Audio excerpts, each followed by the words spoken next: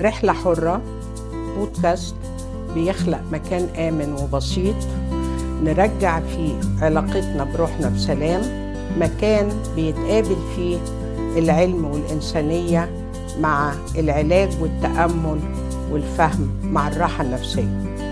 كل يوم 2 الساعة 6 هتشاركوني أنا دكتورة كريمة خطاب، معالج نفسي، مع بنتي وصاحبتي المهندسة المعمارية ندى سمير.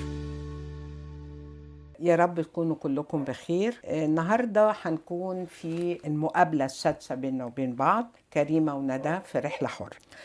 المرة اللي فاتت اتكلمنا على يعني ايه متخصص نفسي. انا هقول لحضراتكم الانواع وهقول لكم اللي انا بعرف عنه، لان اكيد محدش يعرف كل حاجة. اول حد بيكون الطبيب النفسي، وده خريج كلية طب وبياخد لازم يبقى حاصل على الاقل على درجة الماجستير في الطب النفسي. هو الوحيد اللي يقدر يكتب أدوية أو يعمل جلسات كهرباء. يليه المعالج النفسي، لازم يكون حاصل على درجة الدكتوراه في علم النفس المرضي، وحاصل على ترخيص مزاولة مهنة من وزارة الصحة.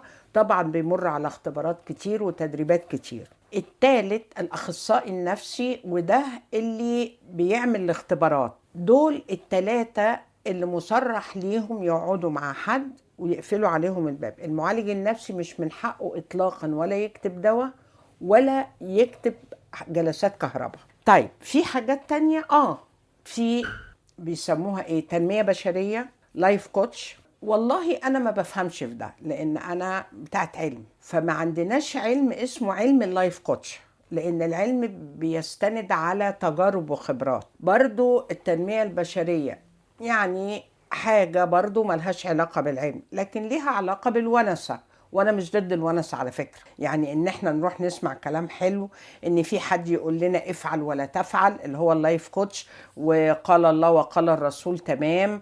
انا مش ضد ده، لكن لما تيجي تسأليني يا ندى تقولي لي الناس تروح لمين يتقفل عليها باب، نسيت الناس بتوع الطاقة. برضو انا بفهمش في الطاقة، مفيش علم اسمه علم الطاقة، على قدر معلوماتي الضعيفة طبعا. مفيش حاجة بنقيسها، احنا بنتصور زي علم الأرواح كده. أنا لا أنفي هذا إطلاقا، لكن أنا بقول أنا ما بفهمش فيه. هل لما بروح، أنا هتكلم دلوقتي على الطبيب النفسي والمعالج النفسي، دول اللي أنا عارفاهم. الأخصائي النفسي أنا ببعت له كمعالج نفسي يعمل لي اختبارات عشان تساعدني أعمل البلان أو خطة العلاج مع العميل، سواء العميل ده بقى طفل، مراهق، كبير، أي حد. هو احنا لما بنروح يا ندى بيكون لينا هدف ولا بنروح نشتكي بس نفضفض؟ على حسب. متهيألي في ناس بيبقى عمرها ما كان عندها المساحة اللي هي ممكن تتكلم فيها مع حد بطريقة مفتوحة، تعيط حتى قدام حد من غير ما يحكم عليها أو يطبطب عليها أو حتى يتأثر بيها. عشان كده بنبقى عايزين نروح لحد متخصص يمكن، والله نصوت يعني، ما أعرفش. بس والله كويس. يعني لو كانت القضية قضية فضفضة تروحي تدفعي مئات الجنيهات أو آلاف الجنيهات دلوقتي في السوق المصري ليه؟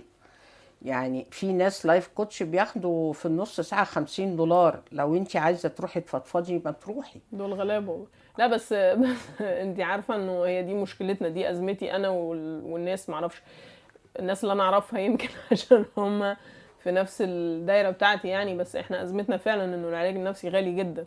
حتى لو انت عارفة ان انت محتاجاه. متهيألي كلنا دلوقتي بقينا عندنا الانسايت ان احنا محتاجين ده، بس احنا مش عارفين ندفع فلوسه، وبالتالي مش بنتعالج. يعني معرفتنا بان احنا محتاجينه دي نقرة، وان احنا نعرف نتعالج فعليا دي نقرة تانية. فالاكسبنسز غالية قوي.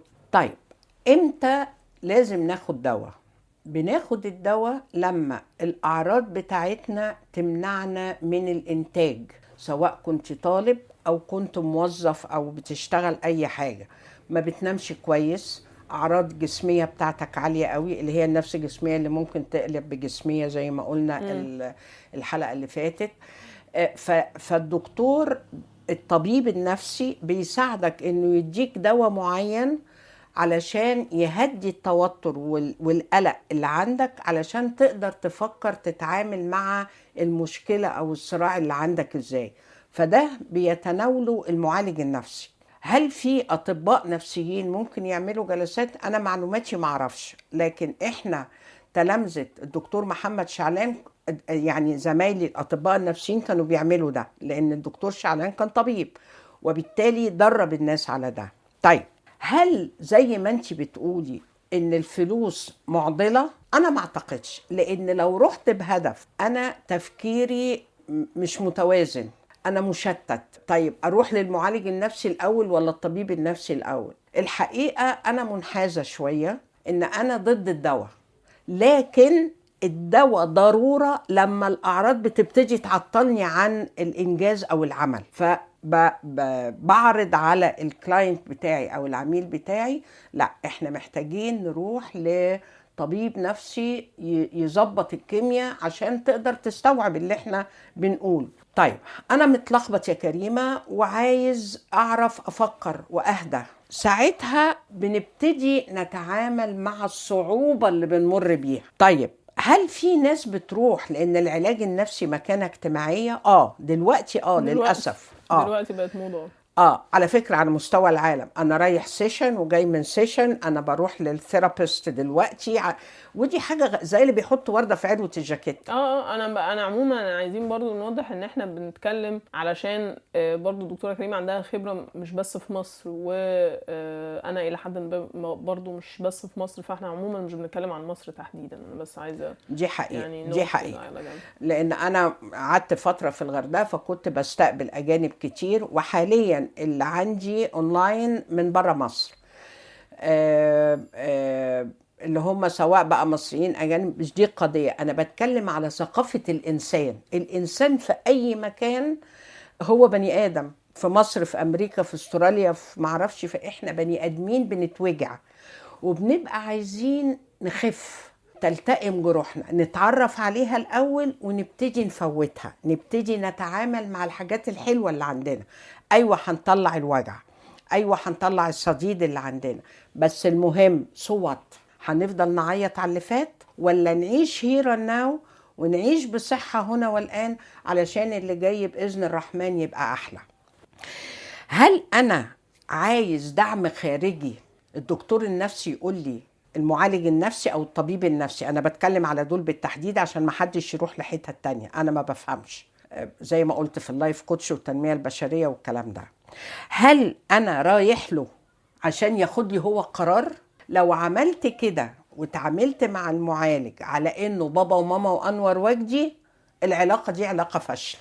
اكتر حاجة تساعد العميل نحاول نساعده انه يشوف نقط القوة بتاعته ونقط ضعفه. مفيش حد قوي 100%، احنا بنتكلم على آلهة، ربنا سبحانه وتعالى بس القادر على كل شيء، لكن احنا نقدر على بعض الاشياء وما نقدرش على بعض الاشياء. فلما نيجي نحلم على قدنا. ما احلمش ان انا اشيل 100 كيلو وانا كبير 2 كيلو، بشويش بهداوة، ما حملش نفسي اكتر من طاقتي. طيب، هل انا بروح للمتخصص يا ندى علشان يديني الحل، ولا يطبطب عليا زي ما انتي بتقولي لي، ولا يعالج الاعراض، ولا اعرف هو اللي حصل لي ده حصل لي ليه وازاي اتجنبه، او اعمل باس؟ مش كل حاجة تصحي عندي الوجع ارجع للوجع من اول وجديد. المعالج النفسي ازعم انه بيساعد اي كلاينت. انا بقول كلاينت لان انا ما عنديش عيانين، يعني كلمة مريض دي يقولها الطبيب، لكن انا عندي عميل. العميل انا وهو مع بعض بنساعد بعض، اللي احنا نشوف بشرط ان هو ياخد القرار، ومش بالضرورة يبقى ده القرار المفيد، انه يدخل التجربة ويقول انا اقدر على ده، فبعد ما يدخل التجربة يقول لا انا عديت 10 سنتي، كفاية عليا 8، كفاية عليا 2. انت عايزة تسألي في ايه؟ مالك بتبصي لي كده ليه؟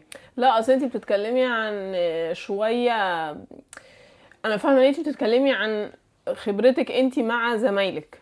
انا عايزة اقولك عن خبرتي انا وصحابي عن دكاترة نفسيين. انت بتتكلمي اتفضلي. على دكتور شعلان الله يرحمه ودكتور هاشم ودكتور عادل، يعني ناس انتوا كنتوا بتشتغلوا بطريقة مختلفة خالص عن دلوقتي. يعني الموضوع مش بالبساطة دي. اتفضلي. يعني احنا بنتعرض لاحكام خصوصا اخلاقية ودينية بالمناسبه من الدكاتره المسيحيين والمسلمين برضو، عشان ما بقاش انا اشوف الدكاتره المسيحيين مسلم. يمكن المسلم الوحيد اللي انا شفته كان دكتور هاشم الله يرحمه، عشان انتي بعتيني ليه يعني. فانا فاهمه ان انتوا اتعلمتوا او اتمرنتوا مع دكتور شعلان على طريقه علاج معينه، بس مش ده العادي دلوقتي. يعني احنا بيتم الحكم علينا اخلاقيا ودينيا. يعني غير ان في طبعا اكيد دكاتره شاطرين ودكاتره مش شاطرين، which is ده العادي، ده اي حد طبيب بشري او whatever نفس الموضوع. بس قصدي انه لا، العلاج النفسي فيه لخبطه كتير، فيه لخبطه كتير قوي، حتى فيه لخبطه في الادويه. في ناس بتدي ادويه للناس ما بتعرفش تتحرك. يعني قصدي الموضوع مش بالورقه والقلم قوي كده. انا فاهمه ان انتي خبرتك او اللي انتي اتمرنتي عليه مختلف، بس هي مش كده قوي.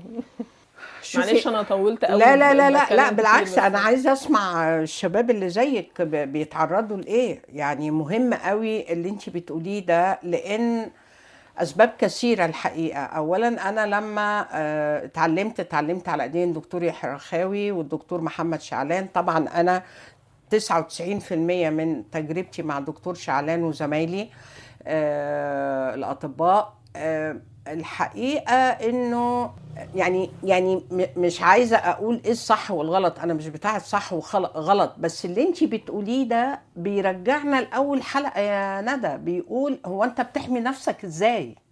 حد بيستخدمك ماليا، جسميا، جنسيا، عقليا، ماليا. انت هتحمي نفسك ازاي؟ ما هو ده اصلا ده اللي انت رايحه له عشان بالظبط يساعدك.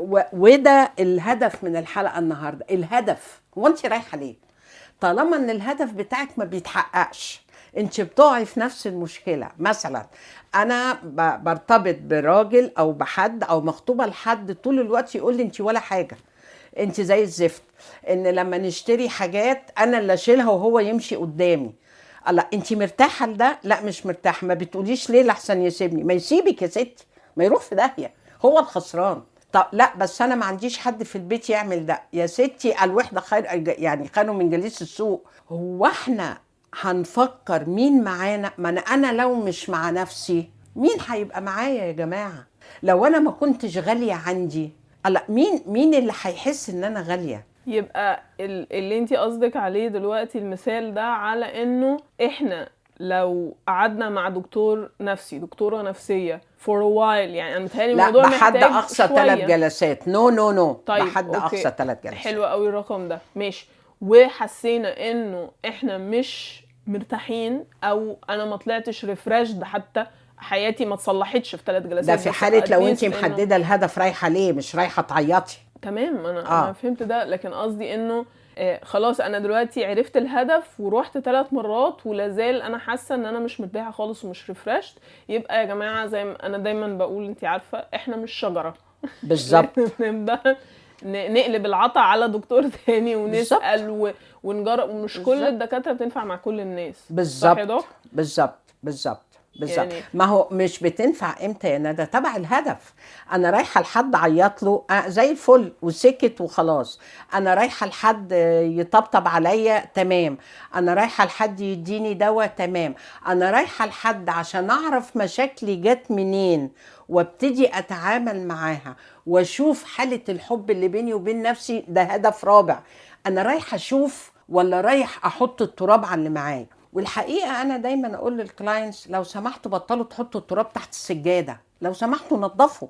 التنظيف ده بيوجع، بيوجع جدا، وبنقعد نعيط ونخبط وصوت، وبعدين بعد ما نخبط ونعيط ونشيل الصديد انا مرتاح مع روحي. وكلمه مرتاح مع روحي مش يعني انا تمام، ما حدش تمام يا جماعه، لكن انا مرتاح دلوقتي على قد ما اقدر. بعد شويه فانا بتعلم، بعد شويه عايز اكسب، بعد شويه عايز استثمر. اهدافنا بتتغير على قد ما انا بشحن نفسي بقدرات وبمهارات، منها مهاره الدفاع عن نفسي بوعي. لان احنا عندنا ديفنس ميكانيزم لا شعوري، ان انا افضل ابرر كتير واعمل نفسي قوي واعمل نفسي قادر والكلام وانا اللي اسند كل الناس والكلام ده. اني ما احتاجش. ليه ما تحتاجش يا حبيبي؟ ما تحتاج. ده ربنا سبحانه وتعالى جل علاه بيخلينا نصلي ونصوم يا جماعه. يعني الحب اخذ وعطا. حتى مع نفسي اخد ودي معاه. يعني الحياه بسيطه قوي، وماله، وليه لازم ابقى زي الفل؟ زي بالظبط لما بدخل اتفرج على الفيسبوك والاقي كل الناس عماله تدينا نصايح. ليه يا عم؟ انت حاجه وانا حاجه، انت تركيبه وانا تركيبه. بيقولوا كلام حلو الحقيقه، بس هل انا مناسب ليا؟ يعني ده رايي. على الاقل المره الجايه يا ندى ممكن جدا ندخل فيه. طيب ازاي اصلا ما احتاجش لدكتور نفسي بقى؟ احنا متشكرين ليهم كلهم. الوقايه من الاعراض النفسيه قبل ما اوصل للمرض النفسي. حلو قوي. بس كمان كان في حاجة عايزة اتكلم معاكي عليها، بس احنا طولنا خالص النهاردة، عايزين نبقى نكمل كلام فيها، واحنا كنا اتناقشنا فيها قبل كده. وهي مش بس انه الهدف من العلاج اللي انا بروح له بيحدد انا هرتاح مع مين او مش هرتاح مع مين، او مين هيشتغل ومين مش هيشتغل. مش معناه ان حد كويس وحد وحش، بس معناه انه انا ماشي مع الدكتور النفسي ده او انا مرتاح معاه ولا لا. هو الطرق بتاعه العلاج النفسي يعني. لو تفتكري احنا قلنا انتي دايما بتستخدمي طريقه اسمها ايكو existential، وجوديه علم exactly. النفس الوجود او العلاج النفسي الوجودي، علشان نشوف كمان انه كل دكتور ليه مدرسه. ليه مدرسه exactly. يعني زي احنا عندنا في العماره سواء كانت الباو هاوس بالزبط. وبالتالي كل طريقه علاج ممكن انا احس انها مريحاني وانا احس انها مش بالظبط. مريحاني. وده ملوش علاقه ان الدكتور حلو ولا وحش، هي دي طريقته. زي الادويه على فكره، في دواء بيمشي كده ودواء بيمشي كده. ما انتي قلتي كده فعلا. ان شاء الله المره الجايه هنكمل، لانه فعلا الموضوع ده زخم قوي، عشان كده احنا طولنا فعلا. بس هو حقيقي محتاج ان احنا نكمل كلام فيه. طولنا عليكم جدا. نشوفكم يوم الاثنين الجاي ان شاء الله الساعة 6، الحلقة 7 من رحلة حرة، او المحطة 7 من رحلة حرة.